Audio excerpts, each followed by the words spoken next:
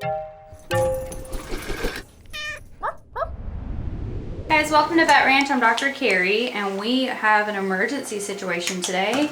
Kelly, one of our volunteers, went to the shelter and was there kind of walking through like we always do, and this little guy was having a seizure in a cage. And he is with about 6 other puppies, so we're not sure what's going on with them, but he was, Tim's 103.2, that's not good. So he goes in and out of kind of being responsive, and then he'll fall down and have a seizure. So, high temp, we're gonna check a stool sample, possibly for parvo. Concerned about that, and then also the possibility of low blood sugar. Maybe he's not eating at the shelter because he was pulled off of mom too young. So we'll check his blood glucose too. That woke him up. I'm sorry, buddy. I'm sorry. This is the parvo test.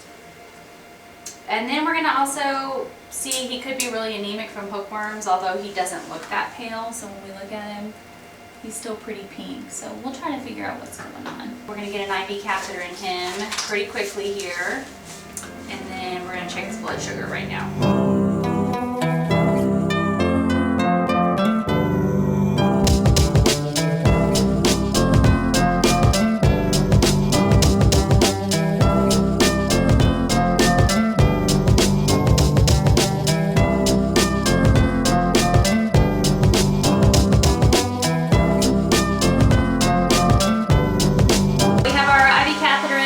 We're about to wrap up.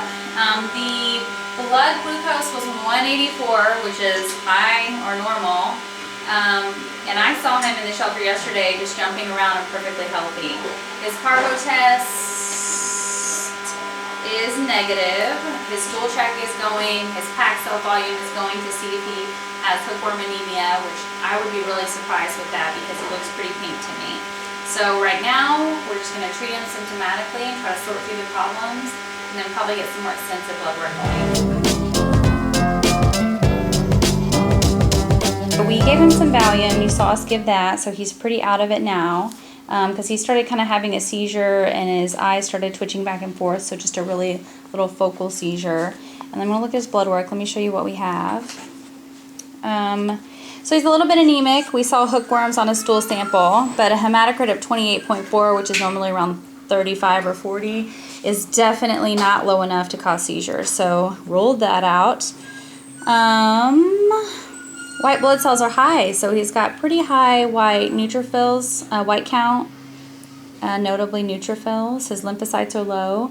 So we're looking at some kind of infection or some kind of inflammation that's causing a fever and high neutrophils. Everything else, low creatinine, probably not eating well, and low protein. Again, hookworms are not eating well. Liver values are a little bit high as well. I'm not sure what to make of that at this point. So what we're going to do is take some rads and then we'll go from there. We just took some radiographs of our little guy. Let me show you. We're not really in the viewing room, but we see this metal opacity that's located in his stomach.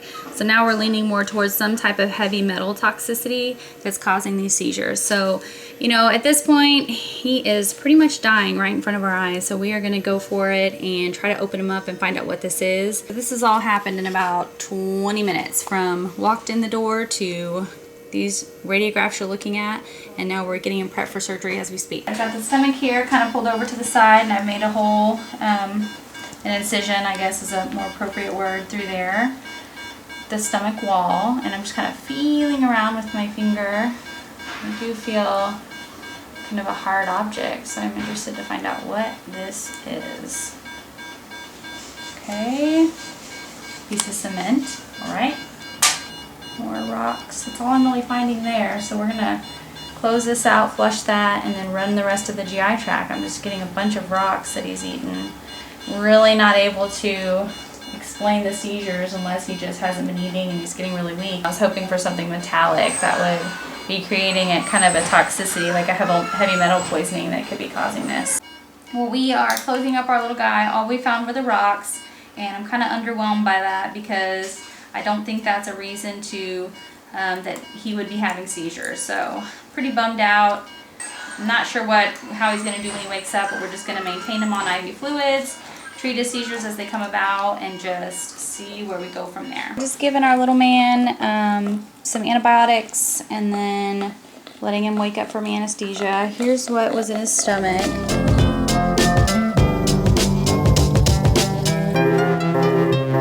We are rechecking our little puppy. Still don't have a name yet, but we're searching for the right one. He does seem like he can hear because we were worried about, you know, him being able to hear also.